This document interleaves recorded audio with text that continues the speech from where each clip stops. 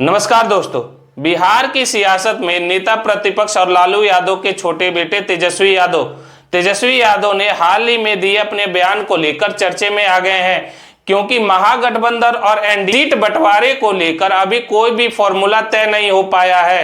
इसी बीच अब लालू यादव के बेटे तेजस्वी यादव बिहार के मुजफ्फरपुर कार्यकर्ताओं को संबोधित करते हुए पहले तो तेजस्वी यादव ने पीएम मोदी पर हमला बोला, उसके बाद से अपने पिता लालू प्रसाद यादव द्वारा किए गए कार्यों को गिनाया। इसके साथ ही तेजस्वी यादव ने कांग्रेस को साफ साफ चेतावनी दे दी, अगर बात नहीं बनी तो आरजेडी जो है अकेले अपने दम पर 243 सीटों पर अकेले चुनाव लड़ेगी। करेगा, लगाइएगा फैक्ट्री गुजरात में, आप पिट्टू चाहिए बिहार में। ऐसा अब नहीं चले वाला है रे भाई, ऐसा नहीं चले वाला। आप लालू जी ने रेलवे का 4-4 कारखाना दिया, रेलवे का किराया हर बजट में कम किया, 90,000 करोड़ का मुनाफा लालू जी ने दिया, गरीब एसी में चले, गरीब रथ ट्रेन चलाया।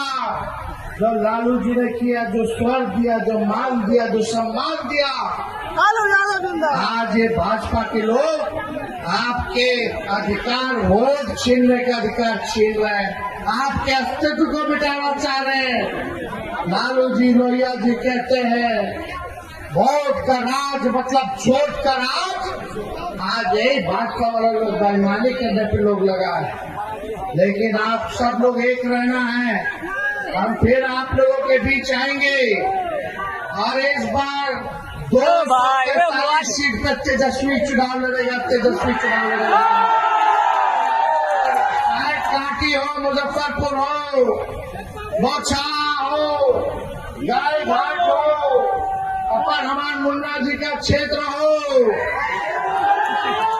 हर जगह से तेजस्वी चुनाव लड़ने का काम करेगा। आप सब लोगों से अपील है कि तेजस्वी को देख करके वोट दीजिए।